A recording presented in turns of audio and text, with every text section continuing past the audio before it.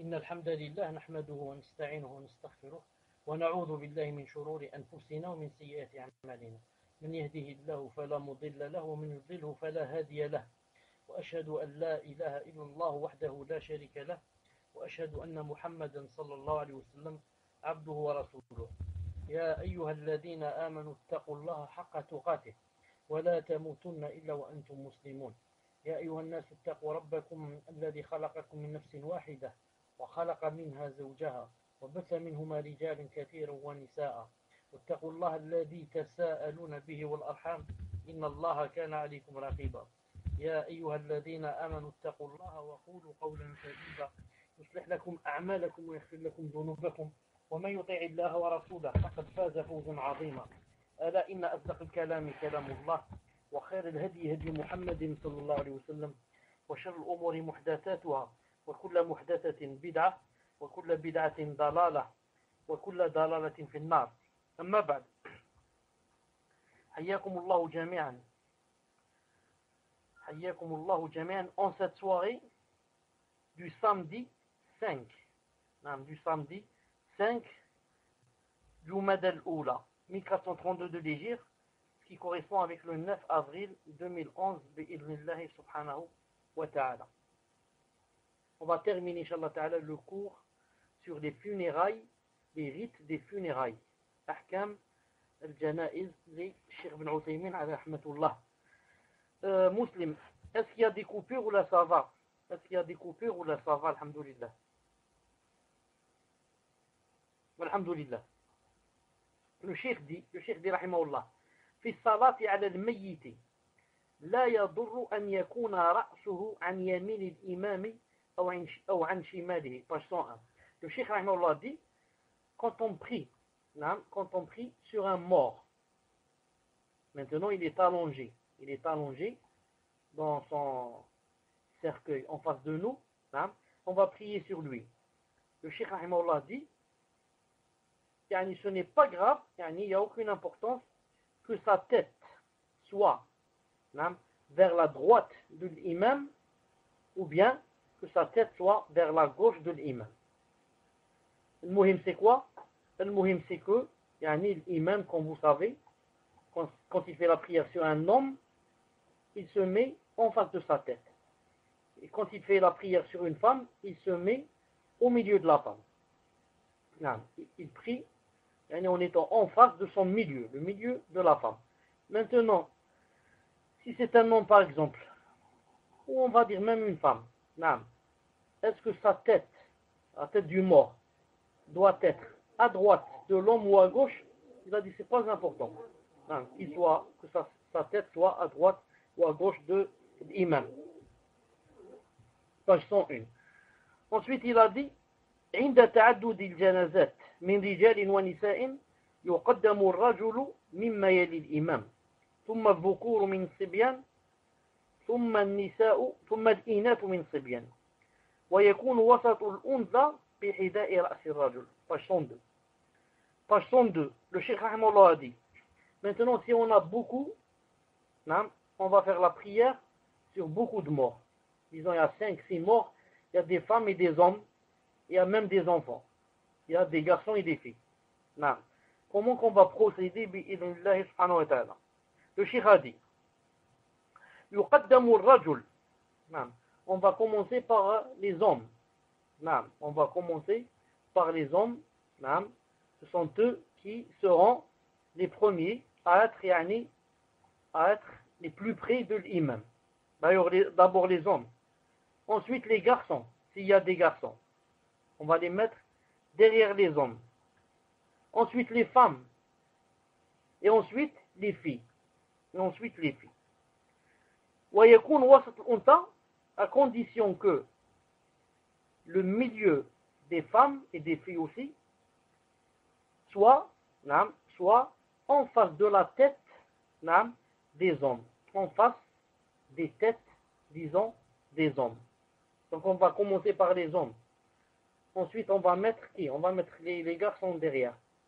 Ensuite, les femmes. Où est-ce qu'on va les mettre? On va les mettre de sorte que les têtes des enfants, et des hommes aussi, soient soit en leur milieu. Soit en leur milieu.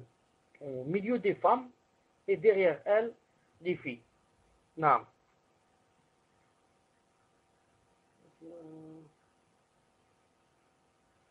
Le Cheikh Rahimahullah, à la page 112, il dit que ça rentre dans la sunna. Il dit que ça rentre le fait de se lever, il y a une janaza qui passe devant nous.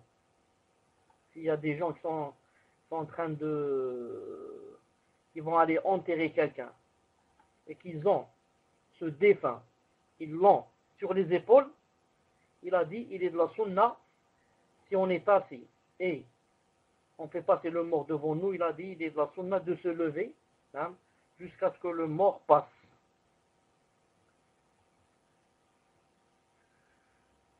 Et certains vont dire, oui, mais il y a un hadith où le prophète sallallahu alayhi wa sallam faisait cela auparavant, ensuite il l'a délaissé. C'est pour ça que Cheikh Al-Albani rahimahullah dit que ça c'est abrogé. D'après Cheikh Ben Uthaymin rahimahullah, que ce n'est pas abrogé. Il a dit que le prophète sallallahu alayhi wa sallam, certes, il ne l'a pas fait après, mais il a dit s'il ne l'a pas fait, c'est pour montrer que ce n'est pas obligatoire, c'est tout. Il a dit, c'est pour montrer aux gens que ce n'est pas obligatoire de se lever. C'est pour ça que, à la fin, quand on passait devant lui avec la janaza, il restait assis, pour montrer que ce n'était pas obligatoire. Et pour d'autres, comme Cheikh Al-Albani rahimahullah, c'est parce que c'est abrogé. C'est abrogé, ce n'est plus de la sunna. Naam. طيب. À la page 117. Page 117, le Cheikh rahimahullah dit السؤال عن الميت قبل الصلاة عليه هل هو مسلم أو عن أحواله هو من البدع لأنه عليه الصلاة والسلام كان يصلي على عهده دون سؤال مع وجود المنافقين. Le Cheikh rahimahullah dit le fait quand on ramène quelqu'un un mort pour qu'on fasse la prière sur lui, il a dit le fait de demander avant de faire la prière, le fait de demander est-ce que cette personne est un croyant ou pas, est-ce que cette personne est un musulman ou pas, ou bien de demander aussi, maintenant si on sait qu'il est musulman, de demander sur est-ce que par exemple il faisait des prières à la mosquée, est-ce qu'il buvait pas d'alcool, est-ce qu'il faisait ceci, cela. Cheikh Rahimahullah dit tout ça rentre dans la bid'a. Pourquoi? Il a dit car le prophète sallallahu alayhi wa sallam en son époque, il priait sur les gens qu'on ramenait pour la prière, il a dit, sans demander. Donc il demande, est-ce que c'est un musulman, est-ce que c'est un kafir, est-ce que c'est cela, alors qu'il y avait, là, mais le cheikh il s'est dit, alors qu'il y avait parmi eux des hypocrites. Alors qu'il y avait parmi eux, qui? Des hypocrites. Donc, au temps du prophète, alayhi salam, c'était plein d'hypocrites.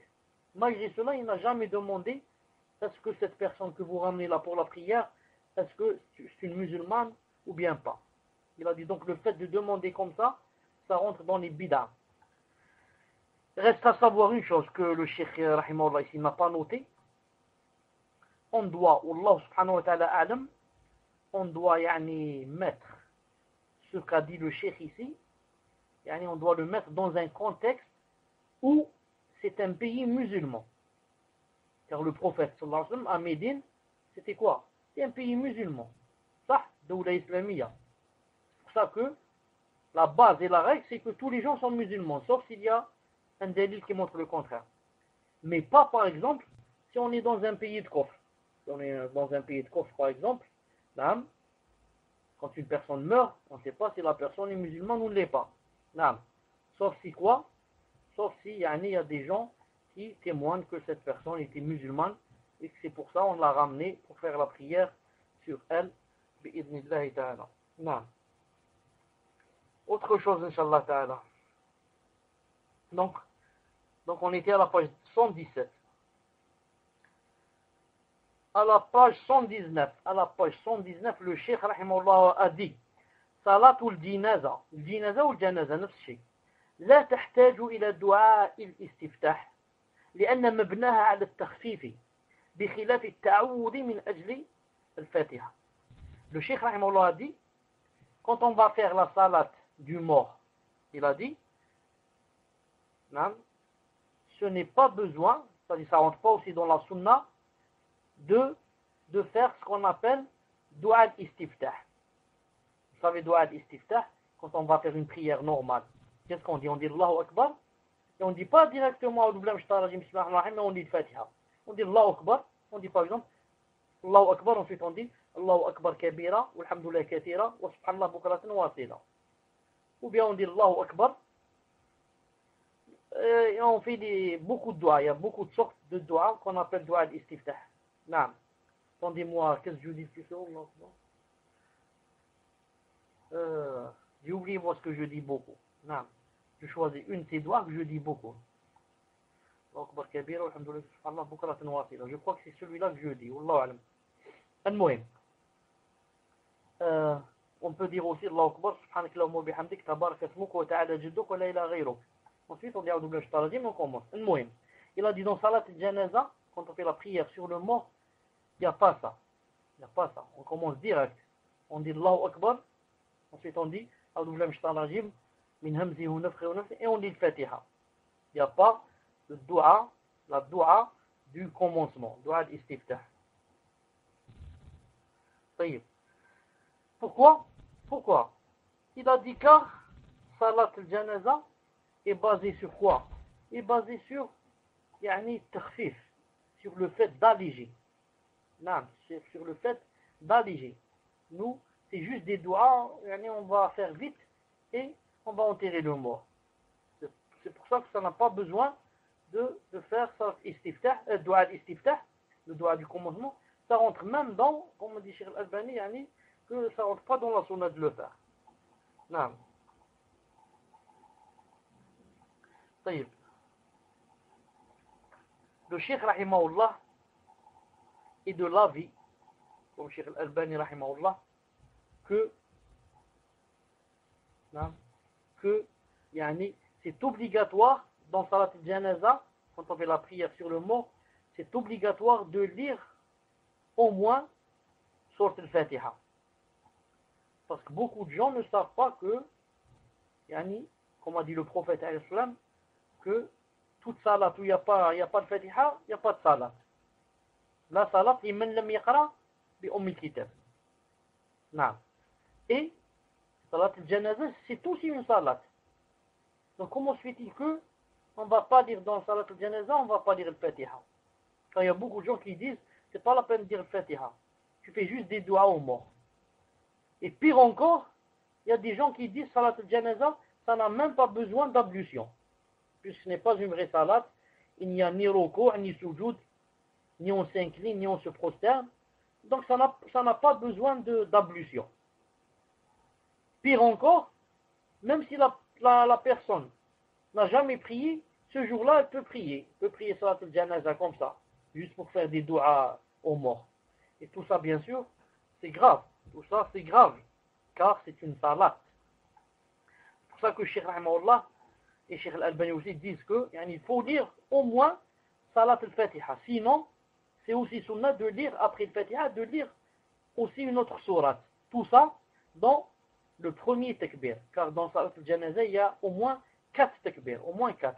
Dans le premier takbir, on dit Allahu Akbar, et on dit le Fatiha au moins, et une autre sourate. Le Cheikh Rahimahullah dit que ce qui prouve que lire al-Fatiha dans salat al-janaza est obligatoire, il a dit, c'est quoi le dalil? Il a dit, c'est que le compagnon Abdullah ibn Abbas, radiyallahu ta'ala anhuma, et le cousin du prophète sallallahu alayhi wa sallam, qu'est-ce qu'il a fait? Une fois, il a guidé les gens dans salat al-janaza, et qu'est-ce qu'il a fait? Il a lu à voix haute. Alors que salat al-janaza, on lit à voix basse.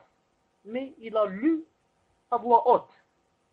Et quand bien sûr, on lui a dit pourquoi tu as fait ça, il a dit li ta'lamu annaha sunnah. Pour que vous sachiez que lire al-Fatiha est une sunnah, rapportée par le Bukhari. Donc, pourquoi ce grand compagnon a levé la voix et a lu à voix haute Al-Fatiha alors que ça se lit à voix basse. Pour que les gens sachent que Al-Fatiha, ça rentre dans quoi? Dans les obligations de salat quoi? De salat al-janaza. S'il avait lu à voix basse, personne ne saurait qu'est-ce qu'il a lu. On ne sait même pas s'il a fait des doigts ou s'il a lu sorte kafirun ou qu'est-ce qu'il a lu. Mais maintenant qu'il a lu à voix haute, c'était pour que les gens apprennent. Non. C'est pour ça que nous aussi on peut le faire par exemple. On peut le faire si jamais quelqu'un guide. Il peut lire par exemple à voix haute. Juste pour que les gens sachent que voilà ce que j'étais en train de lire bi'idhnillah ta'ala. Mais bien sûr il ne doit faire ça que avec des gens qui disons ont un peu l'amour de la sunna et du minhaj. Sinon avec d'autres gens ça va être une fitna. Non, ça va être une fitna. طيب.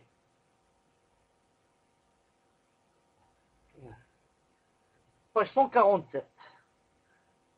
Page 147, le cheikh a dit, ou bien moi je dis, اشترط الشيخ في من أراد أن يصلي على قبر أن يكون الميت قد مات في حياة هذا المصلي أي بعد ولادته وتمييزه دفعا لإحداث بدعة الصلاة على قبر النبي صلى الله عليه وسلم والصحابة. Page 147. شوف. Que veut dire le shir ici? Le shir veut dire que, vous savez que, il est de la sunna, si quelqu'un meurt, et que, on n'a pas fait, par exemple, nous, la prière sur lui, il est de la sunna d'aller, par exemple, au cimetière, et de faire la salat sur lui. Je donne un exemple. Par exemple, c'est juste un exemple. Par exemple, moi je suis en France. Ensuite, par exemple, je rentre en Algérie, je trouve par exemple que mon grand-père est mort. Ou plutôt, quand j'étais en France, par exemple, mon grand-père est mort. Donc, et là-bas, c'est quelque chose de vraiment, je peux pas revenir en Algérie pour assister à l'enterrement, etc. Donc, je dois rester là-bas. Maintenant, quand je rentre, ça fait 1 mois, ou 3 mois, ou 4 mois, que mon grand-père a été enterré. Donc, j'ai pas fait la prière sur lui. Donc, c'est de la sunna d'aller au cimetière et de faire la prière sur sa tombe. Le prophète sallallahu alayhi wa sallam l'a fait, comme vous savez, 2 ou 3 fois. Entre autres, il l'a fait sur la femme dont je vous ai parlé une fois, qui habitait dans la mosquée. Et dont je vous ai dit que j'ai oublié, ce jour-là, j'ai oublié sa kunya. Elle s'appelle, sa kunya c'est Ummu Mihjan. Ummu Mihjan. C'était une noire de peau. On l'avait enterrée, il n'a pas su.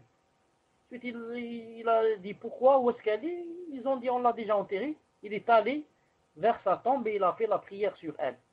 Et la même chose, il l'a fait avec un homme qu'on a enterré la nuit. Et le prophète, quand il a su, il a dit pourquoi vous ne m'avez pas réveillé? Ils ont dit on n'a pas voulu te déranger. Il est allé à la tombe, il a fait la prière sur lui.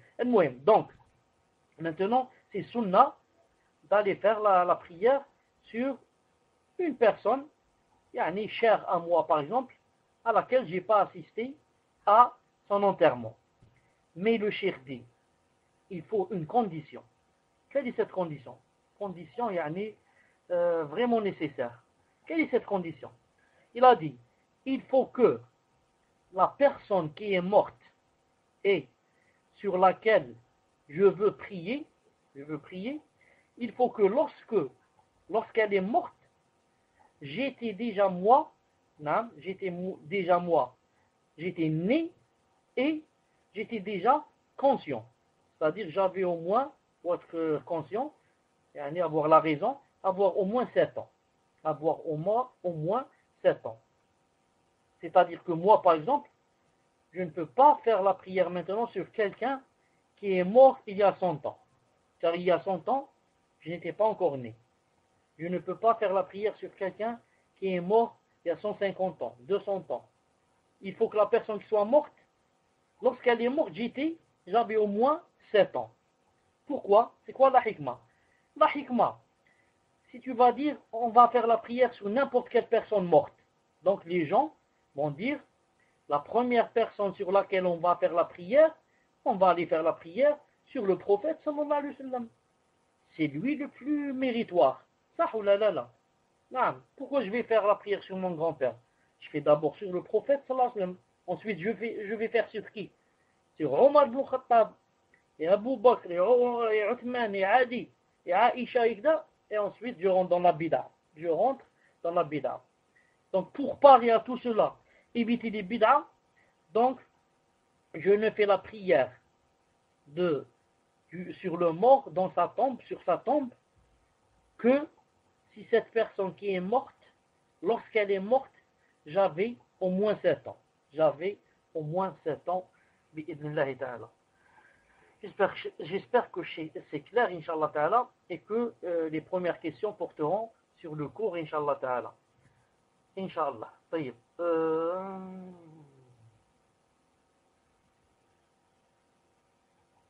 طيب. Page 146, maintenant le cheikh dit, page 146, il a dit وَمِنْ شُرُوطِ الصَّلَاةِ عَلَى الْغَائِبِ. Et parmi les conditions pour pouvoir faire la prière sur un absent, des fois quelqu'un est absent, il est mort dans un pays, par exemple de Koufar, il y a personne qui fait la prière sur lui là-bas. Nous on veut faire la prière de notre pays, on veut faire la prière sur lui là-bas. Il a dit, pour pouvoir faire cette chose, il faut une condition, laquelle il faut que personne n'ait fait la prière sur lui dans le pays où il est mort. Najashi, vous connaissez le Négus, le roi d'Abyssinie d'autrefois. Quand il est mort, c'est un musulman. Il est rentré, c'est un chrétien, ensuite il est rentré dans l'islam. Quand il est mort, personne n'a fait la prière sur lui là-bas en Éthiopie. Personne. D'ailleurs, il ne savait pas. Pourquoi? Il ne savait même pas qu'il était musulman. Il a fait ça en cachette. Il n'y avait pas de musulmans aussi autour de lui pour faire la prière sur lui.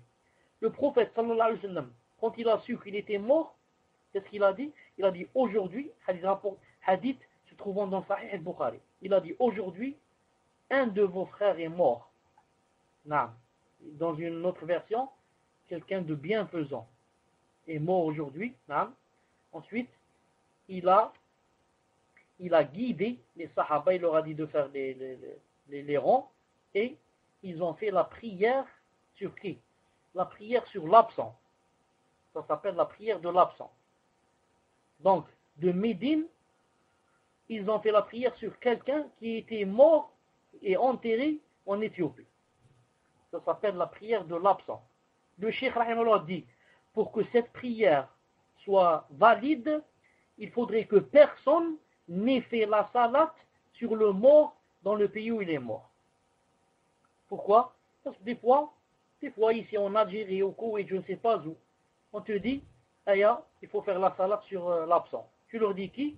Il te dit les personnes qui sont mortes, par exemple, à Gaza. Les chouhada qui sont morts en Afghanistan, je ne sais pas où ils sont morts. Il te dit, viens ici, ici chez nous, on va faire la salat sur eux. La salat de l'absent. On va dire, pour que cette salat soit acceptée et valide, il faut que personne n'ait fait la salat sur eux là-bas. Mais tant qu'il y a des musulmans là-bas, et qu'il y a au moins une personne qui a fait la prière sur ce mort, notre salat, nous, n'est ni valide ni sunna. Ni valide ni sunna. Et ça peut même rentrer dans la bida. C'était page 146. Dans la page 181, le cheikh dit, la yushtarat, ce n'est pas une condition, ce n'est pas obligatoire, أن يكون الذي ينزل المرأة إلى القبر من المحارم. Le cheikh dit, ce n'est pas une obligation, ce n'est pas obligatoire, si c'est une femme qui est morte, que ça soit, que l'homme qui va la descendre, vous savez, c'est pas les femmes qui vont descendre les femmes dans le cimetière pour les enterrer, c'est toujours les hommes. Maintenant, le cheikh dit que si c'est une femme qui est morte, ce n'est pas obligé que l'homme qui va descendre la femme pour l'enterrer, ce n'est pas obligé qu'il soit de ses maharim, qu'il soit de ses proches, des proches avec lesquels elle ne peut pas se marier. Il a dit ce n'est pas une condition. Pourquoi? لأن النبي صلى الله عليه وسلم, car le prophète sallallahu alayhi wa sallam, Amara Aba Talha, a ordonné à Abu Talha, à un compagnon qui s'appelle Abu Talha, أن ينزل في قبر ابنته, de descendre et de faire descendre, نعم, وأن يدفنها مع حضوره هو وزوجه عتبان. Donc le prophète sallallahu alayhi wa sallam, quand sa fille est morte, une de ses filles est morte, نعم, il a demandé à Abu Talha. Abu Talha, c'est un étranger par rapport à la fille du prophète sallallahu alayhi wa sallam. C'est un étranger. Il lui a demandé de descendre dans la tombe et de faire quoi? Et de faire descendre sa fille, la morte, hein, pour l'enterrer. Donc il va la toucher, bien sûr. Il va toucher le drap. Donc, alors que le prophète sallallahu alayhi wa sallam lui-même était présent. Et lui, c'était un mahram, c'est son père. Il n'a pas fait descendre. Il y avait même son mari, le mari de sa fille, Uthman ibn Affan. Et c'est pas lui qui l'a fait descendre. Et un étranger a fait descendre la fille du prophète sallallahu alayhi wa sallam, bien sûr mariée, dans la tombe. Ce qui prouve quoi? Hadith rapporté par le Bukhari. Ce qui prouve que ce n'est pas une obligation, quand on veut descendre une femme dans la tombe pour l'enterrer, ce n'est pas une obligation qu'elle soit, qu'on soit pour elle un mahram. Ce n'est pas une obligation. Non. Le cheikh dit, page 218, cheikh rahimahullah dit, page 218, min sunnah, ça rentre dans la sunnah, ba'd al-faragh min al-dafn, que lorsqu'on termine l'enterrement, an yaqif ala al-qabr, que la personne reste debout devant la tombe, puis dise, Allahumma tabbithu, ya Allah, tabbithu, raffermissez-le, 3 fois. Allahumma tabbithu, Allahumma tabbithu, Allahumma tabbithu. Ensuite, 3 fois, Allahumma aghfir lahu. Ya Allah, pardonnez-lui, ou là, Ya Allah, descendez sur lui votre miséricorde, 3 fois. Allahumma aghfir lahu, Allahumma aghfir lahu, Allahumma aghfir lahu, thumma yansarif. Ensuite, la personne quitte le cimetière. Wa amma al-mukthu, indahu falaysa bimashru'. Quant à ce que font certains gens, de rester avec le mort, pour soi-disant, comment on dit ça, lui tenir compagnie ou là, tout ça, ne rentre pas dans la sunna. Ne rentre pas dans la sunna. D'ailleurs, il y en a même qui font une certaine bid'a, comme j'ai vu certains la faire, surtout certains imams qui font ça. Qu'est-ce qu'ils font? Après avoir enterré le mort, et maintenant les gens commencent à quitter le cimetière, jusqu'à ce que reste seulement l'imam avec lui. Et Za'mal imam Ada, il va lui dire, fais le tashahhud, fais ceci, fais cela, pour le raffermir. Alors que ça, au contraire, ça rentre dans la bid'a. Mais la sunna, c'est de dire 3 fois, Allahumma aghfir lahu, et de demander à Allah subhanahu wa ta'ala de lui raffermir, de le raffermir, car le prophète sallallahu alayhi wa sallam nous a averti dans un hadith authentique. Qu'est-ce qu'il a dit? Il a dit, quand quelqu'un meurt et qu'on l'enterre, il a dit, quand on est en train de jeter sur lui de la terre, il a dit, quand le dernier jette la dernière poignée de terre, là, plus personne ne va jeter maintenant de la terre sur lui. C'est la dernière poignée. Il a dit, alors 2 anges viennent, pour questionner le mort 3 questions. Il a dit, alors, vous devez quoi? Vous devez demander à Allah subhanahu wa ta'ala de le raffermir dans les réponses. Donc, de le raffermir pour qu'il réponde bien aux 3 questions. Donc, on doit toujours avoir ça, entre les yeux et dans le cœur, que quand on est dans un cimetière, dès qu'il termine, là, on ne jette plus de terre sur lui, de lui faire des doigts pour que Allah ta'ala le raffermisse, car maintenant, à l'instant même, on est en train de lui poser les 3 questions. Il a dit, quant à certains qui disent que il est de la sunna de rester devant lui jusqu'à le temps, à peu près l'équivalent d'égorger un chameau. Égorger un chameau, combien ça prend? Peut-être 10 minutes, peut-être un quart d'heure. Certains ont dit qu'il est de la sunna de rester au moins le temps d'égorger un chameau, et ils ont cité quoi? Pas seulement de l'égorger, mais ensuite, de lui enlever la peau, etc. Et le temps que, yani on partage sa viande. Donc ça prend au moins une demi-heure, au moins. Le Cheikh Rahimahullah a dit, parce que les gens qui disent ça, ils disent pourquoi? Ils disent car il y a un sahabi radiallahu ta'ala anhu, très connu, qui s'appelle Amr ibn al-As, celui qui a libéré et conquis l'Égypte, Amr ibn al-As. Ils disent que celui-là a dit comme ça, a dit à ses parents, à sa famille, si jamais je meurs, restez devant moi le temps d'égorger un chameau et de distribuer sa viande. Cheikh Ibn Uthaymin dit, ce conseil, ou là, ce testament, ou là, ce vœu, ou là, ce souhait, c'est le souhait de Amr ibn al-As. Et nous, on n'est pas obligé de suivre Amr ibn al-As, mais on suit quelqu'un qui s'appelle Muhammad ibn Abdillah sallallahu alayhi wa sallam. Et Muhammad ibn Abdillah sallallahu alayhi wa sallam n'a pas fait cette chose. N'a pas dit rester devant le mort le temps d'égorger un chameau. Vous avez compris? Donc ça, c'est le vœu de Amr ibn al-As. Et maintenant, si sa famille, la famille à lui, veut lui exaucer ce vœu, c'est entre lui et eux. Mais ce n'est pas une sunna pour nous de le suivre, radiyallahu ta'ala anhu. Radiyallahu ta'ala anhu.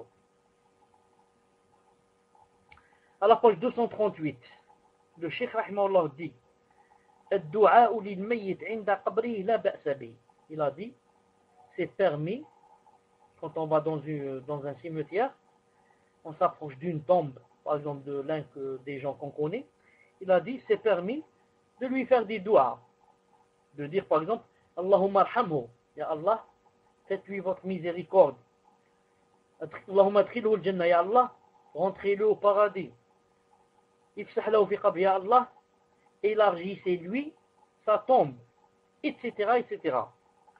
وهذا بخلاف قراءة القرآن. Contrairement au fait de réciter le Coran ou bien de lire le Coran devant sa tombe, فإنه من البدع. Ça rentre dans les bid'ah. Page 228. Donc vous avez remarqué, vous avez bien suivi, quand on est devant une tombe, la sunna c'est quoi? C'est de lui faire des doigts. Ya Allah, pardonnez-lui, Ya Allah, faites-le rentrer au paradis, Ya Allah, éloignez-le de l'enfer, Ya Allah, changez-lui une maison mieux que sa maison, des enfants mieux que ses enfants, et comme ça, dans les doigts. Mais, ça c'est permis. Mais ce qui n'est pas permis, ce qui rentre dans la bid'a, c'est d'aller là-bas pour lire le Coran. Comme certains et certaines, ils lèvent les mains et commencent à dire قُلْ هُوَ اللَّهُ أَحَدٌ قُلْ أَعُوذُ بِرَبِّ النَّاسِ قُلْ أَعُوذُ بِرَبِّ الْفَلَقِ قُلْ يَا أَيُّهَا الْكَافِرُونَ. L'autre il lit Ayat al-Kursi, l'autre il va lire le Baqara, l'autre il va lire tout le Coran. Tout ça, subhanallah al-azim, tu crois que tu es en train de faire quelque chose de bien, alors tu fais de la bid'a et tu te remplis de sayyi'at sans que tu le saches. Que Allah subhanahu wa ta'ala nous préserve et que Allah subhanahu wa ta'ala nous fasse apprendre notre religion. Non. Ensuite, le cheikh dit, page 231, une chose très importante aussi, il dit, Laysa min sunnah, il dit, ce n'est pas de la sunna, ça rentre pas dans la sunna, wala min fi'li salaf, ni dans le comportement des salaf ou salih.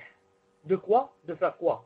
Al-qiyam fi an-nas khatim fi al-maqbara, de se lever, non, de se lever au cimetière, non, quand les gens terminent l'enterrement, et de commencer à faire un prêche, et de commencer à faire un discours, et de commencer à parler de la salat, ou bien du mort, ou bien. Beaucoup de gens font cela. Le Cheikh Rahimahullah dit, ça rentre ni dans la sunna, ni dans le comportement des pieux prédécesseurs, Rahimahullah. Et il a dit, ce qu'a fait le prophète, sallallahu alayhi wa sallam, parce qu'une fois ou deux fois, le prophète, sallallahu alayhi wa sallam, a fait un discours, après l'enterrement du mort. Il a dit, il l'a fait, وَلَمْ يَقْصِدْ, sans que c'était, dans le plan. C'était pas planifié. إِنَّمَا كَانَ كَلَمْ مَجْلِسٍ, mais c'est venu comme ça. C'est pour ça que Cheikh Rahimahullah dit, si ça vient comme ça, sans être préparé, ça ne fait rien. Mais si c'est préparé à l'avance, et dire, voilà, il y a aujourd'hui quelqu'un qui est mort, donc je vais aller avec eux là-bas, pour que quand il termine, je vais faire un discours. Il a dit ça, le prophète ne l'a pas fait, ni les sahaba, ni ça rentre dans la sunna. Mais si c'était pas planifié, ensuite tu as remarqué quelque chose, ensuite quelque chose est descendu sur ton cœur, ou là tu as été inspiré, parce que tu as dit, s'il vous plaît, avant de quitter, je voudrais vous dire une chose, tu as donné une nasiha sur la salat, là, il a dit c'est permis. Mais à condition que ce n'était pas planifié et que de ne pas le faire tout le temps. Le prophète, dans toute sa vie, il a fait ça deux fois, sans le vouloir, sans le planifier. C'est pour ça que Cheikh Rahmaullah dit une phrase très, très importante en arabe. Pour ceux qui comprennent l'arabe, il dit Ij'aluha maqabir.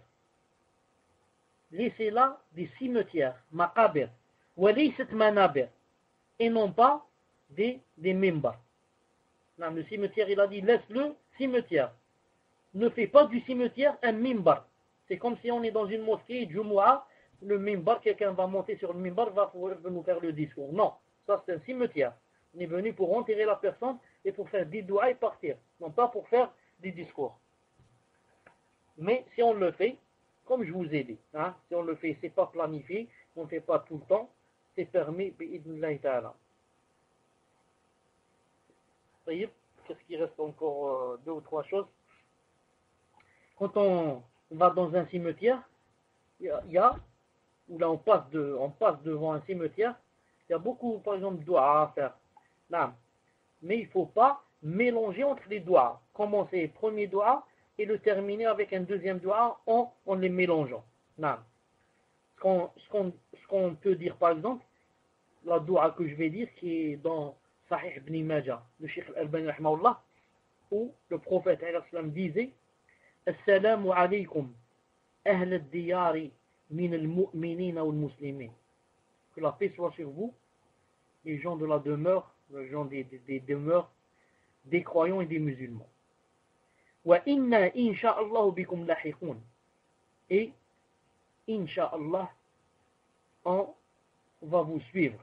Wa inna insha'Allah bikum lahiqun. On va vous rejoindre. Et insha'Allah, on va vous rejoindre. Nas'alullah lana wa lakum l'afiyya. On demande à Allah subhanahu wa ta'ala à nous et à vous l'afiyya. L'afiyya, yani que vous soyez préservés. On demande à Allah ta'ala à nous et à vous Allah lana l'afiyya. Et si quelqu'un meurt, et que on rencontre quelqu'un de ses proches, qu'est-ce qu'on lui dit? Isbir wahtasib. Patiente et escompte la récompense chez Allah subhanahu wa ta'ala. Fa inna lillah ma akhad. Yani Allah appartient ce qu'il a pris. Wa lahu ma ata. Et à lui appartient ce qu'il a donné. Wa kullu shay'in 'indahu bi ajalin musamma. Et toute chose est chez lui, chez Allah, yani bi ajalin musamma, yani prédestiné à l'avance, ni ça n'avance, ni ça recule. Non. Si quelqu'un ne connaît pas cette doua, il peut lui dire autre chose, quelque chose qui apaise son cœur et qui le fait patienter. Il lui dit des phrases en ce sens, yani, je demande à Allah subhanahu wa ta'ala de te faire patienter, patiente, Inch'Allah ta'ala, Allah te rendra, yani, te donnera beaucoup de récompenses. Patiente, c'est une chose qui arrive à tout le monde. Patiente, Allah subhanahu wa ta'ala est avec toi, et comme ça. Non. Le Cheikh Rahimullah dit à la page 272, entre la page 272 et la page 277, il a dit, le fait d'égorger un mouton et de le faire sortir en aumône pour un mort, il a dit, laysa bi mashru'. Il a dit, ce n'est pas légiféré, ni recommandé. Car beaucoup de gens, ils te disent, hey, on va égorger un mouton pour notre grand-père qui est mort par exemple, on va inviter les gens à manger sadaqa pour le mort. Ou bien, hey, on va le prendre à la mosquée et inviter les gens ou là, dans un restaurant ou là, n'importe où. Le Cheikh Rahimahullah dit, ce n'est pas de la sunna, ni légiféré. Il a dit parce que les égorgements, légiférés, c'est quoi? C'est le jour de l'Aïd, le grand Aïd, ou bien l'aqiqa pour l'enfant, ou bien lorsqu'on va au Hajj. Lorsqu'on va au Hajj, on égorge un mouton. Il a dit ce sont les trois circonstances où c'est de la sunna de faire cela. Mais c'est mieux pour le mort, par exemple, il a dit, de donner l'aumône en son nom. Mon grand-père qui est mort, je vais donner un peu d'argent, fils Abillah, en son nom. Avec la niya que c'est pour lui, pas pour moi. Peut-être acheter un Coran bien d'eux et de les mettre dans la mosquée en son nom. Pour que les gens, quand ils lisent, ce soit lui qui prenne les hasanat. Ou bien d'acheter des choses en son nom et de les donner fils Abillah. Mais ce n'est pas d'égorger un mouton. Naam.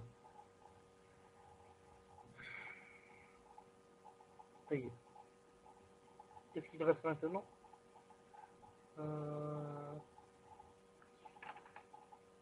Non. On va s'arrêter ici. Ce sera le dernier cours, Inch'Allah Ta'ala, sur les rites des funérailles. Et c'est le moment de Salat al-Isha, Inch'Allah Ta'ala. On commencera par des questions qui ont rapport. Une seconde. Hein.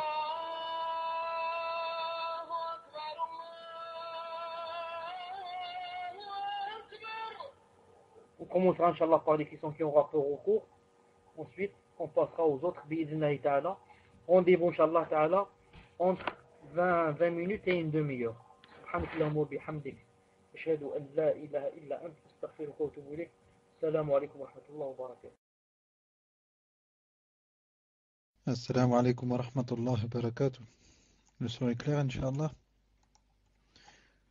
Naam, Mustafa, je vous le PV, Inch'Allah. Alhamdulillah. Donc je débute par les questions qui ont plus ou moins rapport avec le cours, Inch'Allah. Première question. Salam alaikum. Il y a des gens, quand leurs proches décèdent, ils font le manger les 3 premiers jours de son décès et ils invitent des personnes. Et quand aussi le mort finit ses 40 jours, ils font aussi un repas, puis invitent des gens. Est-ce que cela est permis dans l'islam de faire cette action? Barakallahu fikum cher. Question suivante. Assalamu alaikum. Qu'Allah vous préserve et vous récompense cher. Lors de la mort d'un proche qui était décédé le soir, on nous avait recommandé de veiller le mort jusqu'à ce qu'on l'enterre à la prière du midi et de ne pas le laisser seul un instant. Ensuite, sur sa tombe, il a été inscrit le nom et la date de naissance. Est-ce que tout ceci fait partie de la sunna? Question suivante. Bismillah wa salatu wa salam ala rasulillah. Assalamu alaikum wa rahmatullahi wa barakatuh. Hayakumullah ya shir. Prend-on des péchés pour ne pas avoir enterré le fœtus de moins de 3 mois? Car on ne le savait pas. Barakallahu fikum. Qu'Allah Ta'ala vous récompense et vous guérisse. Question suivante. Assalamu alaikum wa rahmatullahi wa barakatuh. Dans les pays arabes, il se peut que lorsque les morts sont enterrés le soir, dans les pays arabes, il se peut que lorsque les morts soient enterrés, ils soient enterrés sans cercueil. J'arrive pas bien à comprendre le sens de cette phrase. Dans les pays arabes, il se peut que lorsque les morts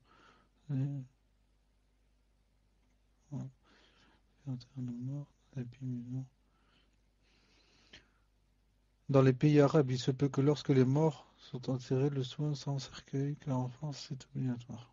Frère, Inch'Allah, je vais enlever ce passage, cher. Est-il obligatoire de faire enterrer nos morts dans un pays musulman? Il y a un hadith qui dit qu'il faut enterrer les morts là où ils sont morts. Que pouvez-vous nous dire sur cela? Et qu'en est-il de nos morts déjà enterrés ici, qui vont être certainement déterrés dans quelques années? Car ici, on loue la parcelle de terre Barakallahu fikum Sheikhana pour votre temps et votre patience, qu'Allah vous guérisse. En résumé, cher, en France, en fait, on est obligé de mettre le mort dans un cercueil et pas dans un pays musulman. Donc je ne sais pas exactement ce qu'a voulu savoir la personne sur ça. Question suivante. Quand une personne décède, la famille font des sadaqas, organise des repas en invitant les voisins, etc. Cela est-il légiféré et peut-on participer à ce genre de choses? Donc cette question, cher, elle a un peu en rapport avec la première. La première ou la deuxième. Atfadal, cher. Salam alaikum wa rahmatullahi wa barakatuh. Vous m'entendez? Non. Pour la cinquième question, non, il n'est pas de la sunna de faire des repas et d'inviter des gens à manger à cause de quoi? À cause du mort qui a décédé, bi'idna subhanahu wa ta'ala. Mais par contre, on peut, pour le mort, faire des sadaqa, par exemple, donner quelque chose fi sabilillah, ou bien acheter quelque chose au nom du mort fi sabilillah, et comme ça. Mais ce n'est pas, comme on a dit tout à l'heure, égorger un mouton, ou alors inviter des gens à manger. Non, l'invitation des gens à manger n'existe pas dans la sunna si on le fait à cause du mort. Mais on peut, comme j'ai dit tout à l'heure, donner de l'argent aux pauvres, fi sabilillah, avec l'intention que c'est pour le mort, bi'idnillahi ta'ala. Pour la première question qui a aussi rapport avec la cinquième, hein, il y a l'habitude que certaines familles, les 3 premiers jours ou le troisième jour après après l'enterrement, ils invitent les gens à manger. Et aussi le 40e jour. Et aussi le 40e jour. Or, ces deux dates, inviter les gens à manger, en général, et spécialement le 3e jour et le 40e jour, rentrent dans les bid'a. Rentrent dans les bid'a, surtout pour la spécificité du 3e jour et du 40e jour. Non. Les savants disent c'est vraiment de la bid'a de faire des invitations pour manger, inviter les gens à manger le 3e jour et le 40e jour. Même si ce n'est pas les inviter à manger, le fait de célébrer le 3e jour en invitant par exemple des gens à lire le Coran, ou bien en invitant la famille à se réunir et à se rassembler, le 3e jour et le 40e jour, ça rentre vraiment dans la bid'a qui est un égarement, bi'idnillahi ta'ala, puisse Allah subhanahu wa ta'ala nous préserver. Non. Pour la deuxième question, ne pas laisser le mort seul, non. Non. Pour ceux qui disent que ce n'est pas bien, par exemple, de laisser le mort seul, ça aussi, c'est quelque chose un peu qui rentre dans la bid'a. Non. Attester cela, hein, nouer le cœur avec cette intention, cette idée, il ne faut pas laisser le mort seul, ça rentre aussi dans la bid'a. D'ailleurs, le mort, quand on va le mettre dans sa tombe, il va rester seul des centaines d'années, peut-être des millions d'années seul. Donc, on ne voit pas pourquoi maintenant il a besoin de sa famille ou là. Surtout si on est de l'avis qui dit que le mort n'entend pas, il ne voit pas et ne sait pas ce qui se passe autour de lui. Sauf bien sûr comme c'est dans le hadith. Sauf quand on l'enterre et au moment de quitter le cimetière, il va entendre les pas de ceux qui sont en train de quitter le cimetière. À part cela, il n'entend rien ni ne voit rien.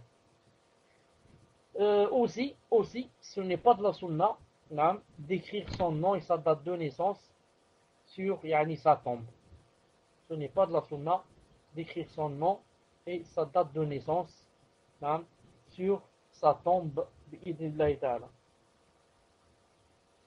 Pour la troisième question, enterrer le fœtus de moins de 3 mois. On a dit la fois passée, si vous vous rappelez, que quand un fœtus tombe de la femme, on va voir si il a atteint 4 mois et par conséquent, si on lui a insufflé l'âme ou pas.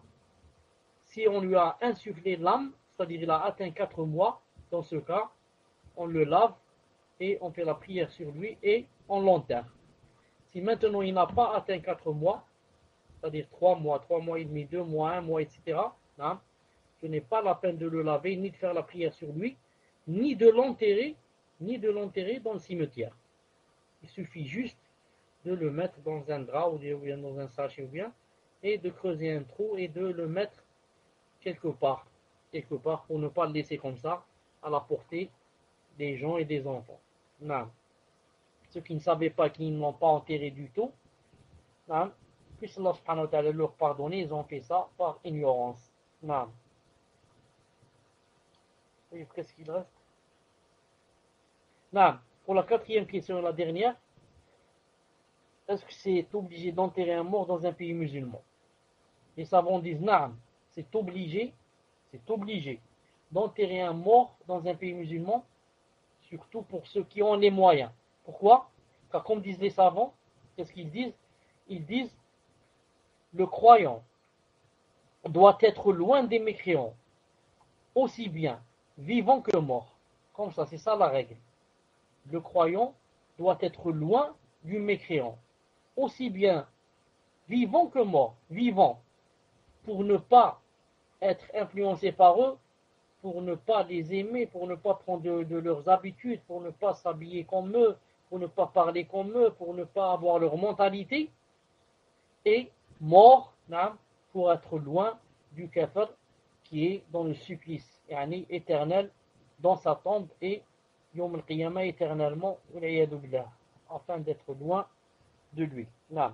Maintenant pour celui qui n'a pas les moyens ou bien qui par ignorance a été enterré dans un pays de kuffar et qui n'a pas les moyens de le déterrer pour le prendre, pour l'envoyer dans un pays musulman, pour celui-là, bien sûr, la mort du kafir et tout ce qui lui arrive dans la tombe ne peut pas toucher le musulman,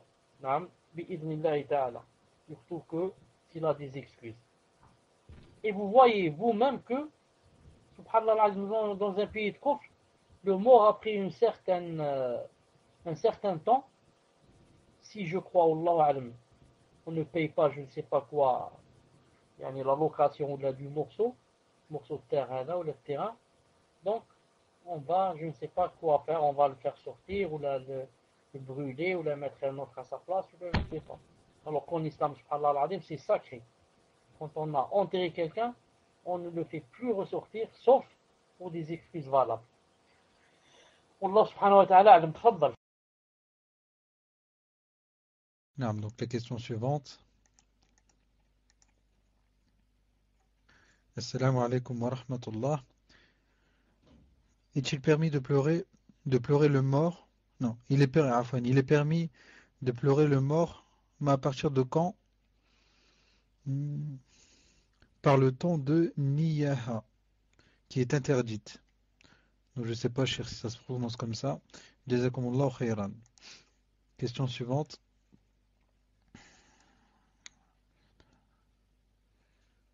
Salam alaikum wa rahmatullahi wa barakatuh, cher. L'imam a fait salat janaza devant le corps du mort, mais dans le cimetière, en sachant que les personnes qui étaient derrière l'imam faisaient la prière sur une terre neutre, sans tombe, mais cette terre fait partie du cimetière. Est-ce une mauvaise pratique? Barakallahu fikum.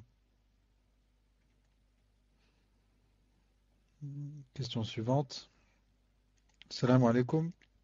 Mon père, rahimahullah, est mort en France, puis avant d'être envoyé en Algérie pour être mis en terre, on l'a mis dans un cercueil. Arrivé en Algérie, j'ai souhaité qu'il soit retiré de son cercueil pour être enterré, mais sa famille proche n'a pas voulu qu'on le retire du cercueil, par conséquent il a été mis en terre dans son cercueil.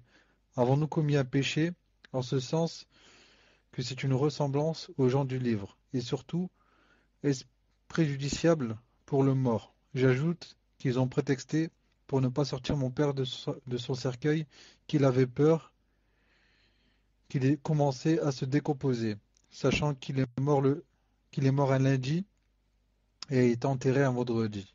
Barakallahu fikum. Question suivante. Assalamu alaikum wa rahmatullahi wa barakatuh, cher.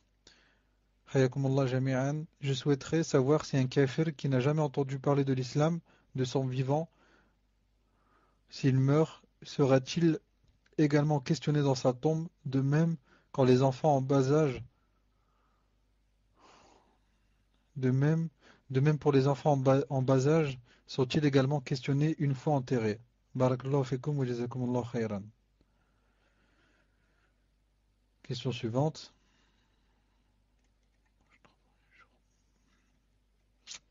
Ah, mais elle a déjà été lue celle-là. Salam alaikum wa rahmatullahi wa barakatuh, cher. J'ai récemment assisté à une conférence sur le lavage mortuaire.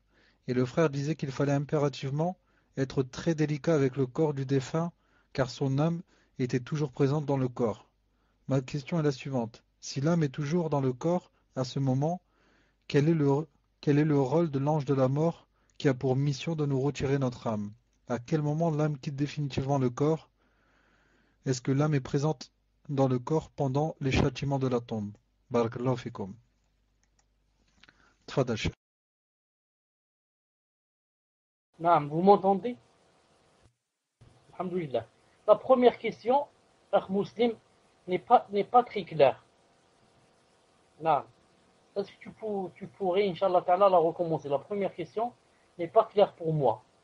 Tfadal. Naam, cher. Je vais vous la poster, Inch'Allah. C'est mieux parce qu'il y a de la phonétique et je prononce certainement mal ce que la personne a écrit. Tfadal, cher.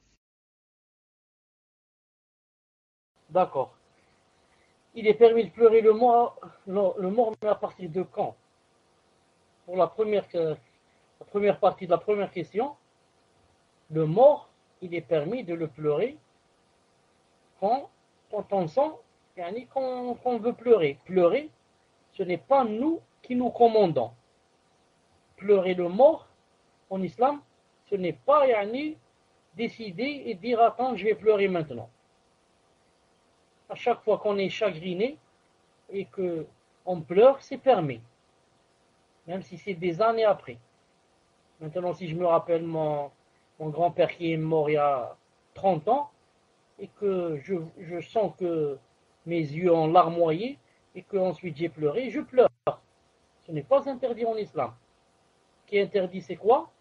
C'est, comme dit ici la personne, niyaha, de hurler, ou bien de se frapper les joues, ou bien de se déchirer les vêtements, ou bien de se tirer les cheveux, ou bien de dire des phrases, ah, et pourquoi seulement, pourquoi j'ai été atteint de ce chagrin, pourquoi j'ai été atteint, je suis atteint de ce malheur, pourquoi Allah Ta'ala m'a fait cela, pourquoi Ya Rabbi, pourquoi ceci, et je commence à faire cela.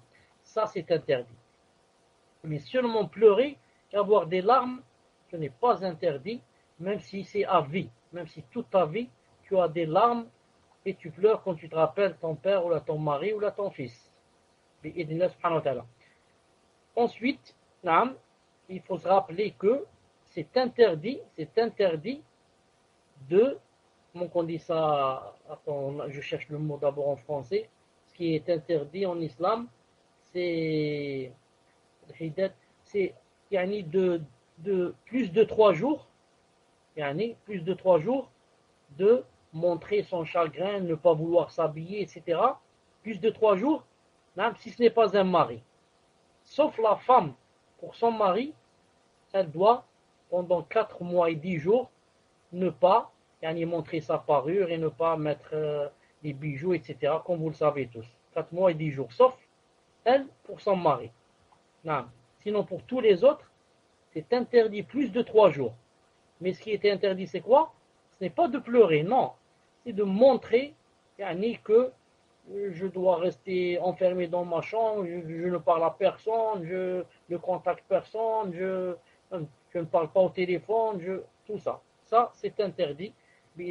Plus de 3 jours, sauf pour la femme et son mari, 4 mois et 10 jours.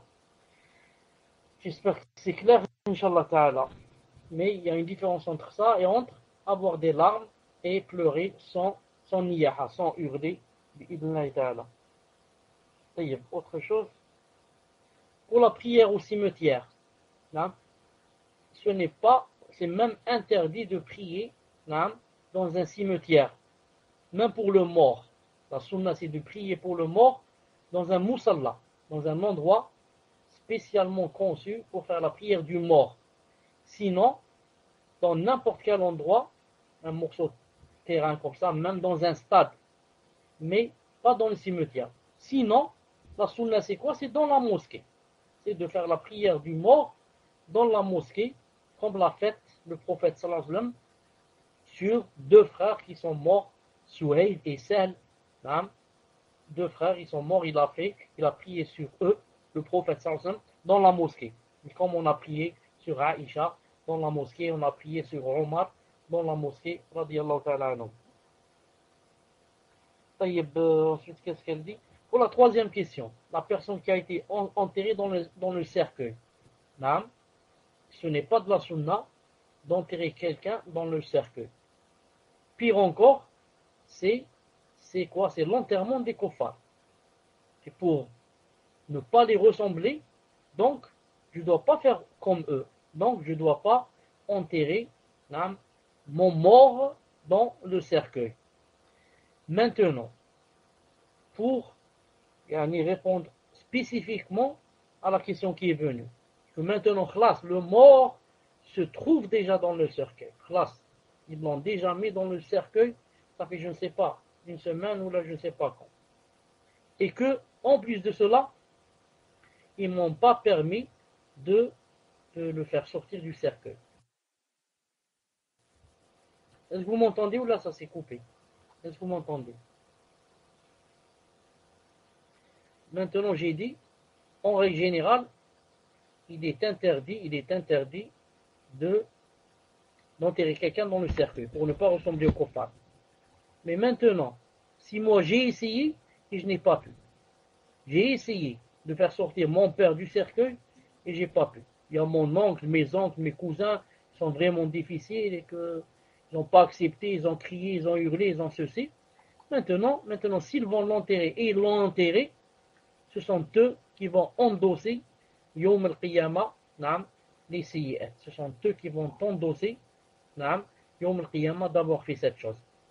Maintenant, si eux, ils ont des raisons, ils ont dit, parce qu'il s'est décomposé, et si jamais maintenant on va le faire sortir, il est décomposé, il a une mauvaise odeur, il a ceci, il a cela, si maintenant ils l'ont enterré dans le cercueil, avec cette niya, pas la niya de vouloir faire comme les kuffars, mais à cause de sa décomposition, etc., peut-être Allah subhanahu wa ta'ala qu'ils auront une excuse demain devant Allah subhanahu wa ta'ala.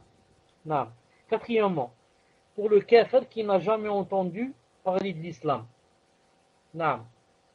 Est-ce que, je crois que la question a dit, est-ce qu'il sera questionné dans la tombe?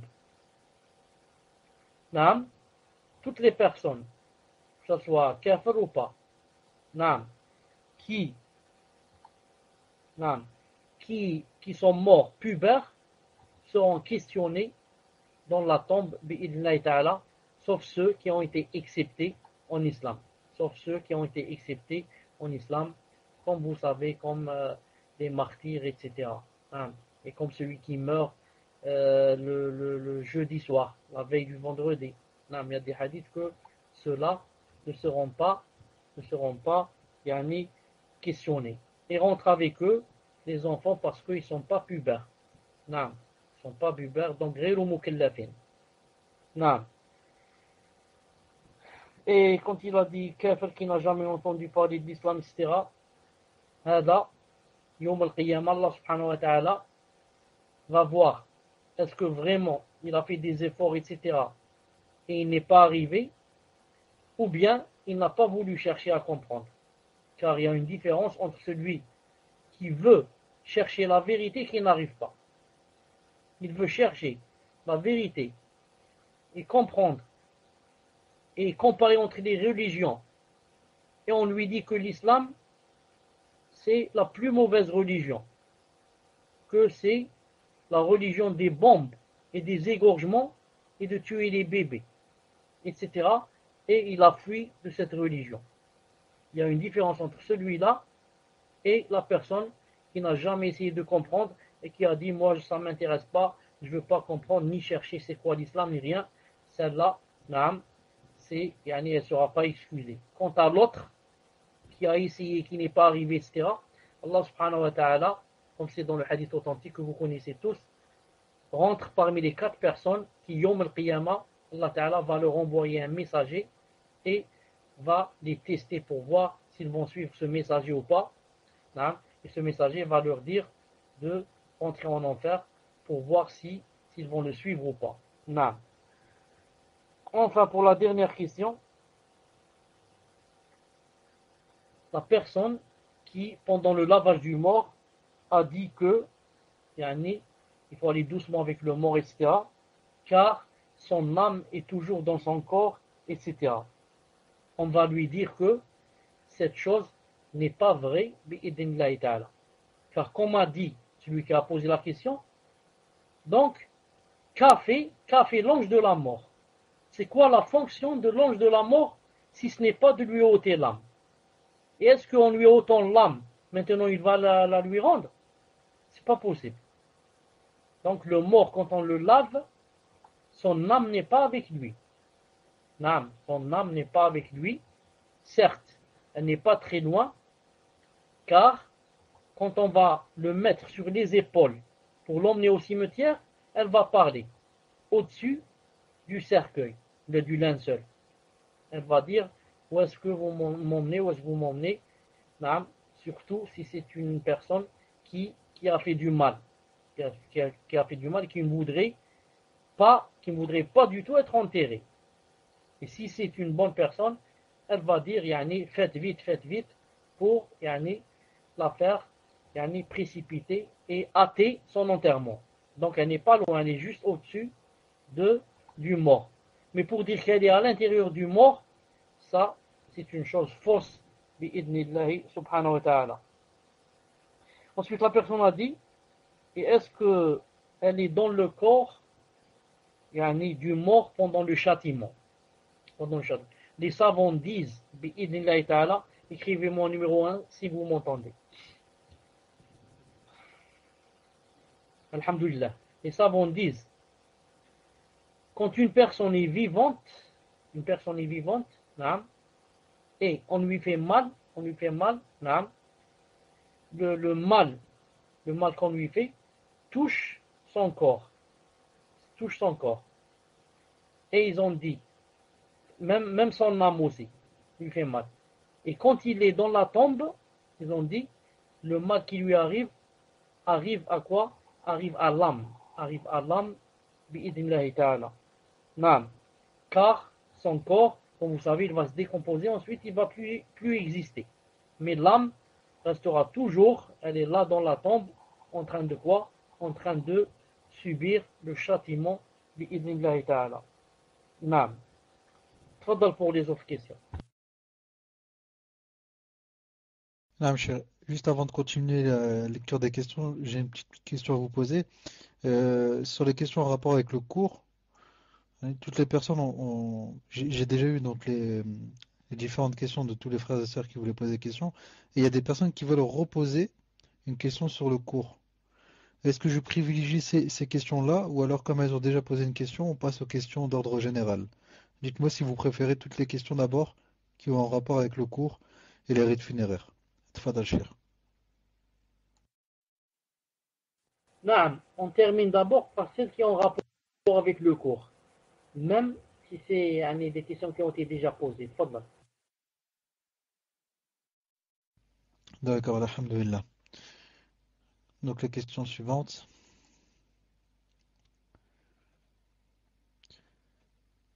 Salam alaikum wa rahmatullahi wa barakatuh, Cheikh. Lorsque je visite les tombes dans le cimetière proche de chez moi, il y a un crématorium à l'intérieur. C'est l'endroit pour incinérer les morts, les brûler. Une fois le mort brûlé, il garde les cendres, les place dans une urne dans le cimetière ou les disperse dans une sorte de bac à sable. En visitant donc ces tombes, je suis des fois témoin de leur cérémonie et passe devant des cendres dispersées dans le sable.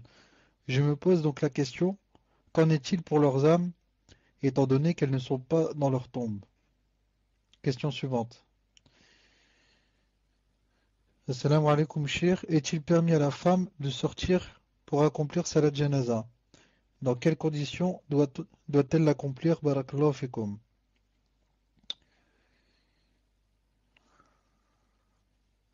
Donc, question suivante. Hmm. Salam alaikum wa rahmatullahi wa barakatuh, cher. Est-ce mal de faire des invocations qu'à un seul mort en particulier dans un cimetière? Barakallahu fikum. Question suivante. Salam alaikum wa rahmatullahi wa barakatuh, cher. Des hommes ont apporté mon père décédé, rahimahullah, dans une pièce pour que la famille puisse le voir. Entre parenthèses, avec le kfon et le cercueil. Qu'en est-il de cet acte? Question suivante. Comment, comment disposer les corps quand, par exemple, les défunts sont deux femmes et un homme? Les deux femmes sont placées l'une derrière l'autre ou sur un même rang, derrière le défunt homme. Donc, à mon avis, Cher, elle veut parler de soit l'un derrière l'autre, c'est-à-dire l'homme, ensuite la femme, et ensuite donc derrière la deuxième femme, ou alors elle demande si c'est l'homme et ensuite les deux femmes qui sont sur la même ligne, derrière l'homme. Ça fait un triangle. Wallahu alam, c'est comme ça que j'ai compris cette question. Et une dernière chose, la personne qui a posé la question sur les corps qui sont ramenés dans les pays musulmans, qui sont donc dans un cercueil, elle dit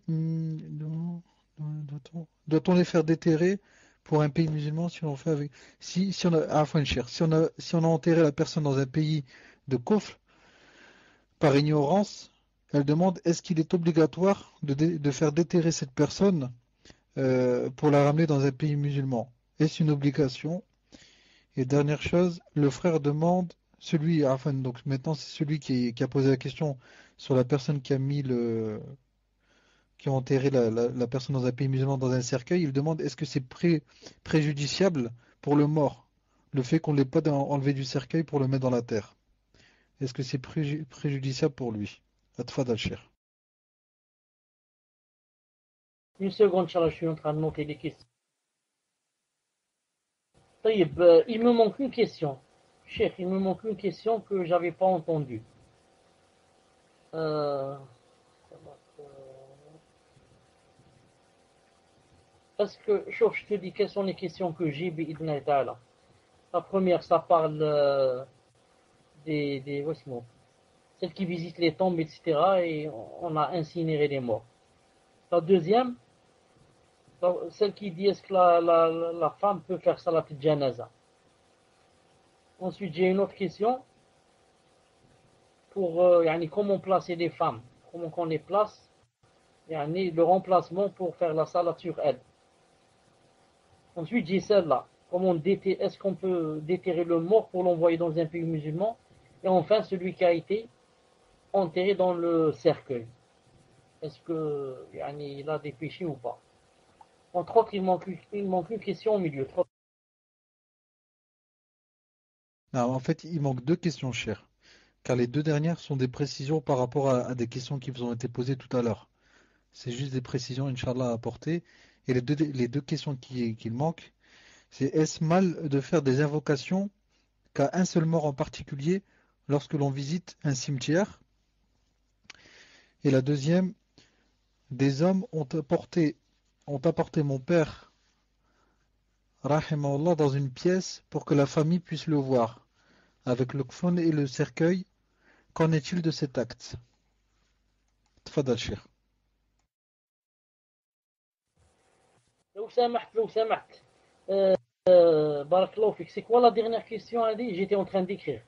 C'est quoi, a dit mon père ils ont ramené mon père. Tfadal. En fait, il dit, Cheikh, ils ont apporté son père dans une pièce, dans une pièce particulière pour que la famille puisse le voir, pour qu'il puisse le visiter. Il demande qu'en est-il de cet acte? Tfadal, Cheikh. D'accord. Pour la cinquième question, Inch'Allah Ta'ala, il n'y a pas de mouchkila. Il n'y a pas de problème. Car la famille veut le voir une dernière fois. Sa mère veut le voir, son père veut le voir, son épouse veut le voir, ses enfants veulent le voir. S'ils si maintenant il y a des gens avec lui et que c'est impossible pour que la famille le voie et qu'on l'a emmené dans une autre pièce pour qu'on le voie, Inch'Allah ta'ala, il n'y a pas de mouchkila. Naam. Le prophète sallallahu alayhi wa sallam lui-même, Abu Bakr Siddiq, qu'est-ce qu'il a fait? Naam. Il a vu son visage et il l'a embrassé entre le front.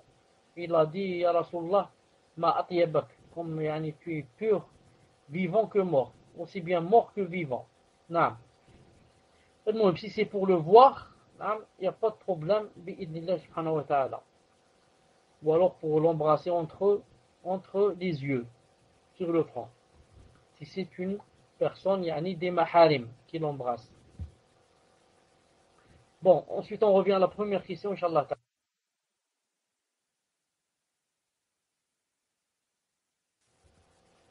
Donc la personne avait dit que, yani, quand elle va dans le cimetière, etc., elle trouve que ils ont incinéré des morts, et que maintenant il n'y a que les cendres, etc. Qu'en est-il de l'âme, puisque l'âme n'est pas dans la tombe? Puisque l'âme n'est pas dans la tombe. Nous, on va dire à la personne, qui t'a dit, bi'idnillahi ta'ala, que l'âme n'est plus dans la tombe? Qui t'a dit cela? Ce qui est sûr, c'est que le corps n'est plus dans la tombe. Le corps vient d'être incinéré, vient d'être brûlé, comme les bouddhistes. Donc, c'est le corps, on peut attester que le corps maintenant a été brûlé, mais jamais l'âme. L'âme est toujours dans son endroit, dans la tombe, et même si une personne n'est pas enterrée, l'âme est toujours quelque part entre les mains d'Allah subhanahu wa ta'ala pour lui faire subir le châtiment de la tombe si elle le mérite, ou bien les délices de la tombe si elle le mérite aussi. C'est pour ça que même une personne qui meurt, qui meurt dévorée par un lion ou par un crocodile, ou bien qui meurt dans un avion qui éclate, son corps va devenir poussière et miettes, son âme est toujours entre les mains d'Allah subhanahu wa ta'ala pour être questionné, les trois questions, et pour subir le châtiment de la mort ou bien les délices de la tombe. Ce sont des choses qui rentrent dans l'invisible, dans les choses qui rentrent dans l'iman bil ghayb, l'inconnaissable, les choses qu'on doit croire, même si on ne les voit pas, bi'idnillahi ta'ala. Et pour la deuxième question, la femme, il lui est permis de faire salatu janaza. Il lui est permis de faire salatu janaza, et même que Aïcha radiallahu ta'ala faisait aussi salatu janaza sur les sahaba radiallahu ta'ala anhum. Quand elle fait salatu janaza, elle fait normalement comme l'homme, derrière les hommes, et elle fait de la même manière que font les hommes bi'idnillahi ta'ala. Ce qui n'est pas vraiment sunnah, c'est qu'elles suivent al-janaza, c'est d'aller dans le convoi funèbre. C'est ça ce qui n'est pas vraiment sunnah. Même si le hadith dit, je vais vous lire le hadith ici, une seconde. Attendez une seconde. ولم ينهانا ولم يعزم علينا ce qui est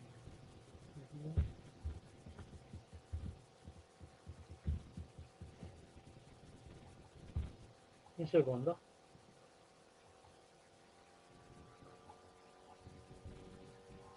أحكام الجنائز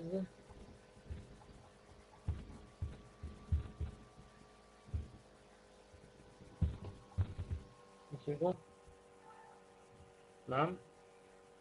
Atiyya radiyallahu ta'ala anha, la grande compagnonne Atiyya radiyallahu ta'ala anha, qu'est-ce qu'elle a dit?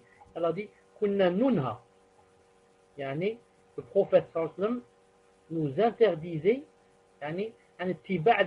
de suivre les convois, ولم يعزم علينا, mais c'est-à-dire sans que ça soit vraiment sans insister. Le prophète sallallahu alayhi wa sallam nous décommander, c'est pas recommander.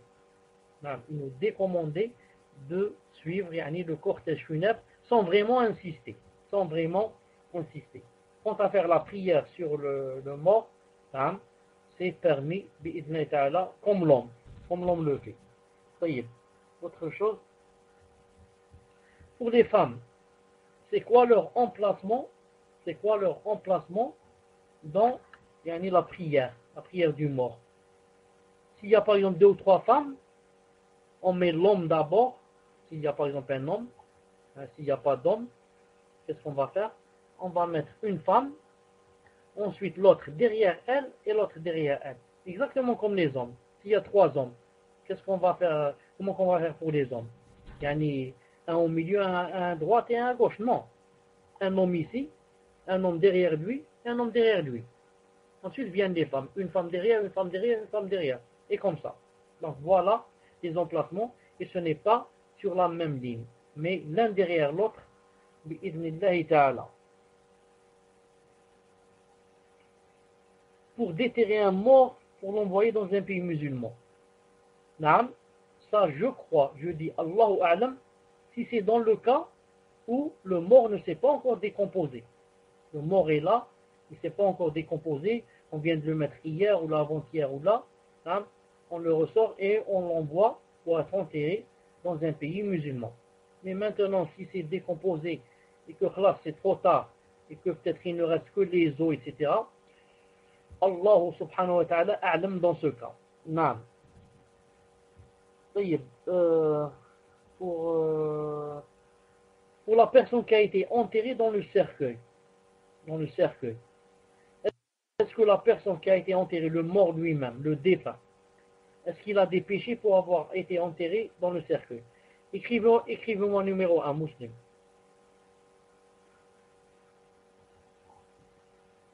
Naam. Celui qui aura des péchés, c'est celui qui l'a enterré. Celui qui aura des péchés, c'est celui qui l'a enterré dans le cercueil, pas le mort lui-même. Reste que le mort a une part de responsabilité s'il savait et n'a pas donné des instructions à sa famille. Non, s'il savait et n'a pas donné des instructions à sa famille. C'est pour ça que vous, par exemple, qui êtes là-bas dans le pays de Kouf, ça devient pour vous, donc ça devient quoi? Ça devient une obligation d'informer dès maintenant la famille et de dire si jamais je meurs, attention que vous m'enterriez dans un cercueil, comme font les chrétiens et les juifs. Attention que vous fassiez cette faute avec moi. Surtout que vous savez que là-bas en Europe, on enterre directement dans un cercueil. Donc pour que ça ne vous arrive pas et pour que vous soyez disons, excusés demain devant Allah subhanahu wa ta'ala. Donc autant les avertir dès maintenant. Attention, je voudrais être enterré dans un pays musulman. Si jamais c'est pas possible, alors au moins pas dans un cercueil. Allah subhanahu wa ta'ala alam. Naam. Qu'est-ce qu'il reste? Naam. La dernière question, la personne dit, quand je vais dans le cimetière, est-ce que c'est permis de faire seulement des invocations seulement à un mort? Je dis, quand on va dans un cimetière, d'abord, il y a l'invocation et la dua qui est globale à tout le monde, en disant Assalamu alaykum, ahl al-diyar, en disant que la paix soit sur vous, vous, les habitations des demeures. Donc ici, j'ai fait une dua à tout le monde, à tous les musulmans, tous les croyants. Ensuite, quand je dis je demande à Allah, à nous et à vous, l'afiyya, la préservation de tout mal. Donc j'ai fait le dua à tout le monde, à tous ceux qui sont dans le cimetière. Reste que maintenant, je vais faire des doigts spéciales à la personne qui, à cause d'elle, je suis venu au cimetière, à mon père, à ma mère, à mon fils. Je ne suis pas venu à cause des autres, je suis venu à cause de mon proche. Celui-là, c'est à lui que je vais faire des doigts spéciaux ou spécifiques, bi'idhnillahi ta'ala. Tfadlal pour les 5 autres questions. Donc les 5 prochaines questions. Assalamu alaikum. Est-ce que la femme en période de menstrue peut faire le lavage mortuaire? Question suivante. Assalamu alaikum. est-ce qu'il est vrai que lorsque l'on rêve d'un mort, il faut faire une sadaqa pour ce mort? Question suivante.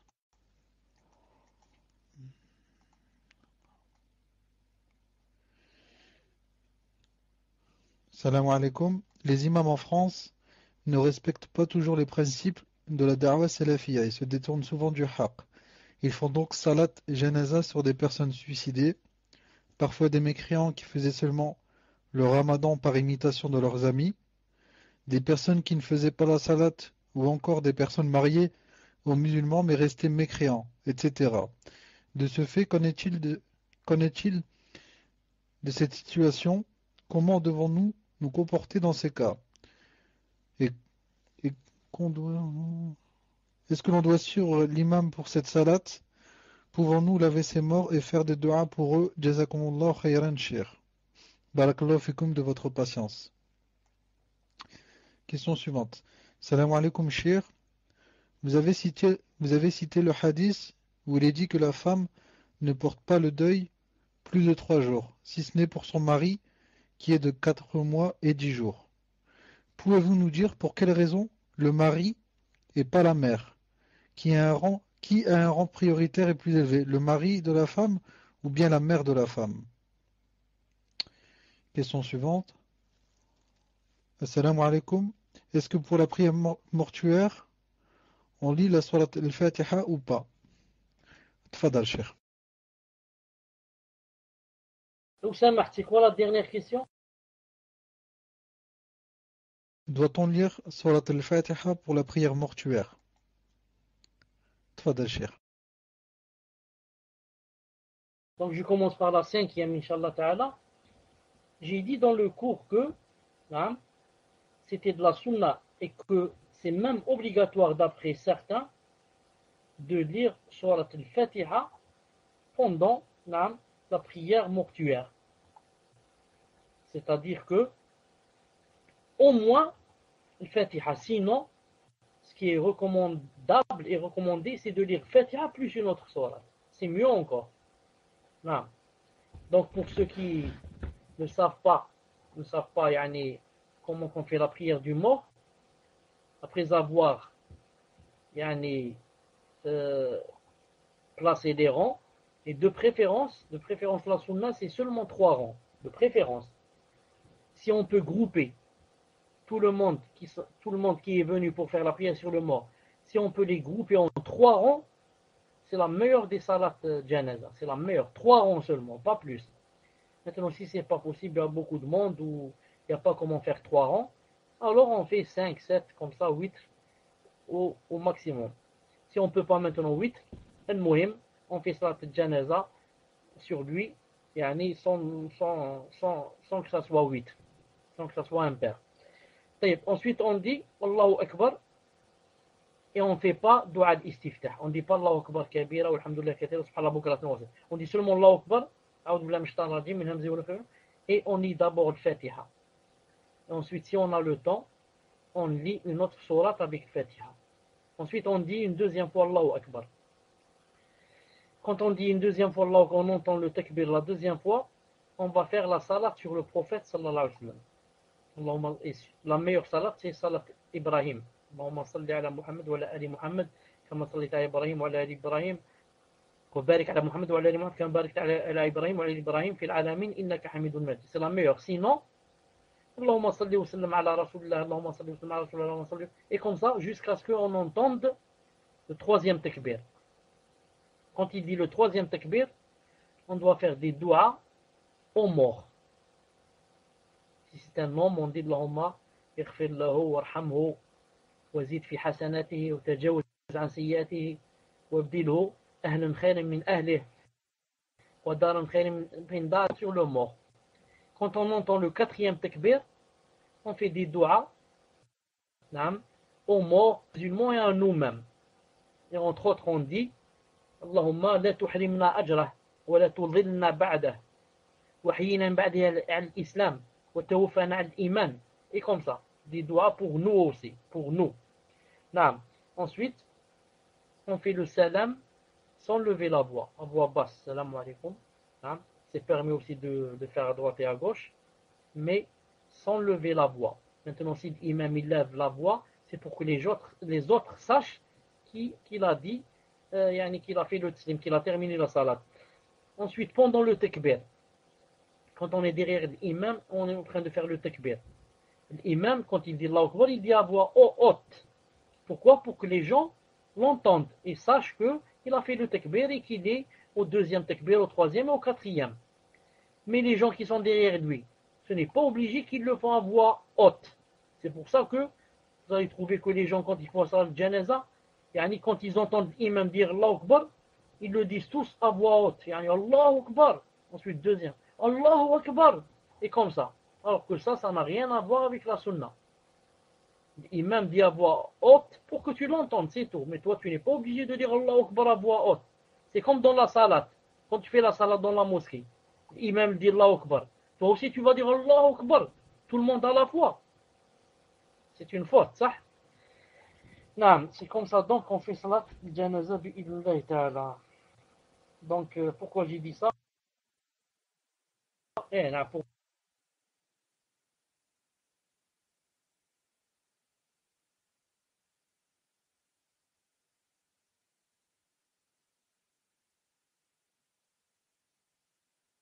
Pour dire que on lit salat al-Fatiha et il est avec janaba. Il a la janaba, lui aussi. Non, ça n'a rien à voir avec le lavage du mort bi'idnillahi subhanahu wa ta'ala. C'est mieux qu'il ne soit pas en janaba et c'est mieux pour elle qu'elle ne soit pas avec les menstrues, mais ce n'est pas une chose obligatoire. Ce n'est pas parce qu'elle a les menstrues, donc elle ne va pas laver le mort. Non. Et la deuxième question, faire une aumône pour le mort si on a rêvé de ce mort. Il n'y a rien dans la sunna qui dit ça. Il n'y a rien dans la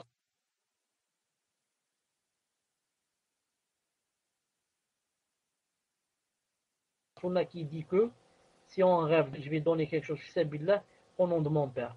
Il n'y a rien dans la sunna qui dit cela.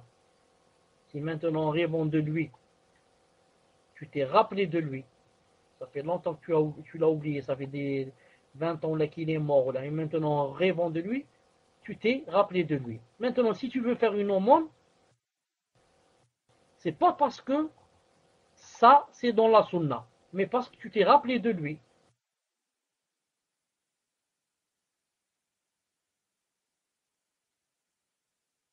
Allah Ta'ala te l'a montré dans le rêve, permis. Mais si tu dis que, puisque je l'ai vu dans le rêve, donc c'est de la sunna que je vais faire quelque chose pour lui, ça rentre dans la bid'a. Muslim, est-ce que vous avez compris la différence entre je me suis rappelé de lui et je vais faire quelque chose pour lui, et entre dire que c'est dans le din? Alhamdulillah. Ça, alhamdulillah. Non, pour l'avant-dernière question. L'avant-dernière question qui dit que il y a l'imam ici qui fait la salat sur des suicidés ou sur des gens qui ne sont pas musulmans à 100% ou là. Je dis. Pour faire la salat sur un mort, il faut une condition. Quelle est cette condition? Que le mort soit musulman. C'est tout. Si je suis sûr que le mort c'est un musulman, un certain nombre de musulmans, au moins une personne, doit faire la salat sur le mort. C'est interdit de le laisser sans la salat ou bien sans le lavage. Si toutefois il est musulman, c'est tout. Maintenant, qu'il soit mort suicidé, ou bien parce qu'il a fait la zina, ou bien parce qu'il s'est drogué, une overdose et il est mort avec la drogue, ou bien il s'est jeté de la fenêtre ou là, tout ceci ne m'intéresse pas. L'essentiel, est-ce que c'était un musulman ou un kafir, c'est tout. Si c'est un kafir, c'est interdit de faire la prière sur lui. S'il est musulman, c'est interdit de ne pas faire la prière sur lui. C'est tout. Suicider ou ce qu'il a fait, ça ne m'intéresse pas. Reste une ou deux choses. Quelles sont ces une ou deux choses? Ces une ou deux choses, c'est maintenant, s'il est mort, par exemple, suicidé, ou à cause de la zina ou de la drogue, etc. Maintenant, c'est bien pour les gens de science, par exemple, de ne pas faire la prière sur lui pour faire peur aux autres. Pour que les gens disent, regardez, on n'a pas fait la prière sur lui, il n'y a pas beaucoup de gens, il n'y a pas beaucoup de monde, juste 5 ou 6, pour faire peur aux gens, c'est tout. Sinon, il faut qu'il y ait un groupe qui fasse la prière sur lui, au moins une personne. Sinon, si personne ne fait la prière sur une personne qui est morte musulmane à cause de elle s'est suicidée ou elle est morte droguée, si personne ne fait de la prière sur elle, tous les musulmans qui savaient que cette personne est morte et n'ont pas fait la prière sur lui, tous les musulmans alors auront des péchés. Tous les musulmans qui n'ont pas fait la prière sur cette personne alors qu'ils savaient qu'elle était morte et qu'ils savaient qu'elle était musulmane, alors ils auront des péchés. Ça, c'est la première des choses. Il reste une autre chose, quand des fois j'ai des doutes, je ne sais pas cette personne si elle était musulmane ou elle n'était pas. Certains disent si, d'autres disent non. Maintenant j'ai des doutes. Et apparemment son père c'est un musulman, sa mère c'est une musulmane. Il y a des signes que c'est un musulman. Et c'est pas très clair que c'est un musulman. Comment qu'on fait? On va faire la prière sur lui. En quoi? En posant une condition. Je vais faire une prière sur lui en posant une condition. C'est ce qui est arrivé à Cheikh al-Islam ibn Taymiyyah. Quand on lui ramenait des gens morts avec des Tatars, etc., mais qui apparemment sont des musulmans, mais il y a comme des signes qui ne sont pas des musulmans. Allahu A'lam. Qu'est-ce qu'il disait? Il a dit, ça m'a vraiment posé dans l'embarras. Vous m'entendez, Mouslim, écrit numéro 1. Il a dit, j'étais vraiment dans l'embarras, comment faire? Est-ce qu'on fait la prière sur ces gens-là? Est-ce qu'on ne fait pas? Est-ce qu'ils sont musulmans? Ils ne le sont pas? Etc. Il a dit, alors j'ai vu le prophète, sallallahu alayhi wa sallam, dans le rêve. Ibn Taymiyyah dit, alors j'ai vu le prophète, sallallahu alayhi wa sallam, dans le rêve, et je lui ai posé cette question, et il m'a dit, Ishtarit ya Ahmed, parce qu'Ibn Taymiyyah s'appelait Ahmed. C'est son prénom, Ahmed. Il a dit, Ishtarit, ça veut dire, pose une condition à Allah subhanahu wa ta'ala. Comment tu poses une condition? Quand tu fais la prière, tu dis, ya Allah, s'il est musulman, alors, donnez-lui rentrez-le au paradis, éloignez-le du feu, etc. S'il est musulman. Ça veut dire, s'il n'est pas, non. Ça veut dire, moi j'ai fait la prière sur lui en mettant la condition que ma prière est valable s'il est musulman. Et le fait de poser des conditions, ça a été pris non seulement du rêve on ne prend pas de jugement en islam, mais de la femme que vous connaissez tous, qui a dit au prophète sallallahu alayhi wa sallam, je veux aller au hajj, etc., mais j'ai un problème, je crois qu'elle parlait d'elle ou de son père, un problème que je suis malade, etc., j'ai peur de ne pas continuer le hajj, etc. Il lui a dit, pose des conditions. Ishtariti que que tu vas terminer ton hajj et le suspendre là où tu as des problèmes et tu ne peux plus. C'est pour ça qu'une personne qui va aller au hajj, qui n'est pas sûre de pouvoir continuer le hajj, etc., elle a le droit, en faisant l'ihram, quand elle va commencer son hajj, de faire une condition. De dire, ya Allah, je pose comme condition que si je ne le termine pas, je vais le suspendre pour le recommencer. Donc c'est possible de poser des conditions. Et il y a aussi d'autres dalils où on pose des conditions. Dans Salat al-Istikhara, qu'est-ce que vous dites? Dans Salat al-Istikhara, vous posez la condition. Vous dites, in kana, si jamais ce que je vais faire est bien pour moi, etc., alors ya Allah, facilité, etc.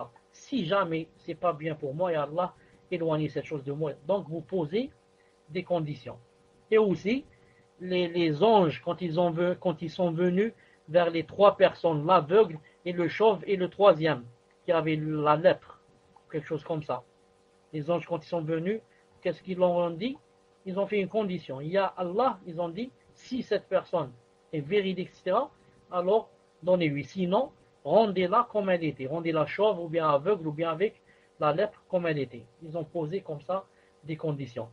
Et Saad ibn Abi Waqqas, le grand compagnon, qu'une personne a accusé, car Omar ibn Khattab a ordonné, a commandé à Saad ibn Abi Waqqas que ce soit lui, l'imam, dans une contrée en Irak. Et quelqu'un, un hypocrite, a voulu quoi? A voulu lui faire des problèmes et il a envoyé à Omar ibn Khattab comme quoi il ne fait pas la prière à l'heure, comme quoi il ne prie pas bien, comme quoi il est injuste, comme quoi il ne partage pas les biens entre nous, etc., etc. Il a dit comme ça devant Omar ibn Khattab. Car Omar ibn Khattab, quand on lui a envoyé la pétition contre lui, il est allé à la mosquée, il a voulu qu'il entende des gens. Il a dit, qu'est-ce que vous dites, vous pensez de Saad? Tout le monde s'est tu, sauf cette personne qui s'est levée. Il a dit à Omar, excuse-nous, mais il ne prie pas bien, il prie pas bien, il prie pas à l'heure, il est injuste, il fait ceci, cela. Qu'a dit Saad? Il a dit, ya Allah. Il a dit, je vais dire une chose, ya Allah. Si cette personne est menteuse, si cette personne est en train de mentir, alors il a fait des doigts contre lui. Alors, faites de lui de sorte qu'elle soit la plus pauvre et qu'elle ne meure pas jusqu'à ce qu'elle ait des fitnas. Qu'elle meure vieille avec des fitnas. Mais il a fait la condition. Ya Allah, si cette personne est menteuse et cette personne avait menti, et Allah Ta'ala a exaucé les vœux de Saad, cette personne est morte vraiment très vieille et elle est morte vraiment très pauvre et une personne l'a vue, elle a dit, j'ai vu cette personne sur laquelle Saad avait fait des doigts contre elle, il a dit, j'ai vu cette personne, des sourcils qui étaient tombés, tellement vieilles, des sourcils lui ont fermé l'œil. Et il a dit, je l'ai vu, en train de faire des clins d'œil à des jeunes filles de 15 ans ou 16 ans, cette personne qui avait 100 ans ou 110 ans, quand une jeune fille de 15 ans ou de 13 ans passait devant elle, il lui faisait des clins d'œil. Pourquoi? Et cette personne elle-même disait, c'est Saad ibn Abi Waqqas qui a fait des doigts contre moi. Et Allah Ta'ala lui a exaucé. Je ne peux pas faire autre chose. Donc on prend ce hadith que Saad a fait des doigts contre cette personne en faisant une condition, en disant si, ya Allah, si cette personne est une menteuse, alors faites-lui ceci, cela. Donc on prend que, on peut faire des doigts contre des gens. Hein. Saad a fait des doigts contre cette personne. Si une personne me fait du mal, je peux faire des doigts contre elle. Si je ne suis pas sûr que c'est elle, je pose la condition. Je dis ya Allah, si c'est cette personne qui a dit telle ou telle chose contre moi, alors faites-lui telle et telle chose. Donc j'ai dit tout ça pour dire que tout musulman doit faire la prière sur lui. Même s'il meurt suicidé, même s'il meurt avec n'importe quoi, qu'il soit musulman, c'est tout. Si on a des doutes, on fait le si, on fait la condition. Autre chose, qu'est-ce qui reste ici? Naam. Enfin, pour la 4e question. Naam, il reste 3 minutes. Il reste 3 minutes pour que le temps se termine. Inch'Allah ta'ala, si on a commencé à 21h30 en Algérie, dans 3 minutes, il va être 22h30 bi'idhnillah subhanahu wa ta'ala. Donc, pour la dernière question, la personne qui a dit pourquoi la femme pour son mari doit rester 4 mois et 10 jours dans le deuil, alors que pour sa mère, elle ne reste que 3 jours. Et la réponse est bien sûr claire, ce n'est pas parce que le mari a plus d'importance dans les liens familiaux que sa mère. Tout le monde connaît le hadith de à qui dois-je obéir? Il a dit ta mère, 3 fois, et la 4e fois, il a dit ton père. Et même dans un autre hadith, il a dit 4 fois. Il a dit 4 fois ta mère, et la 5e fois, il a dit ton père. Non, ce n'est pas à cause de cela que ça ne veut pas dire que, donc, que le mari est mieux que la mère. Mais en islam, la femme doit rester dans le deuil 4 mois et 10 jours pour 2 raisons. La première, pour que on sache, bon ici qui c'est mort, c'est son mari, on sache d'abord si elle est enceinte ou pas, car c'est impossible qu'elle soit enceinte et que pendant 4 mois et 10 jours, il n'y a pas eu de grossesse. S'il y a un bébé, 4 mois et 10 jours, c'est suffisant pour montrer qu'elle est enceinte.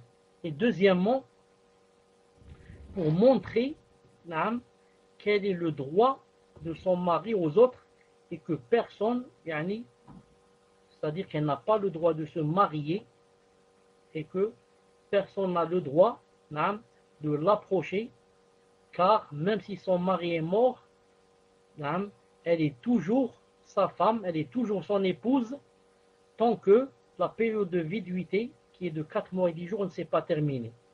La preuve, elle est toujours sa femme jusqu'à présent, même lui mort, personne n'a le droit de se marier avec elle, ni de l'approcher, tellement son mari, c'est quelque chose de très important pour elle.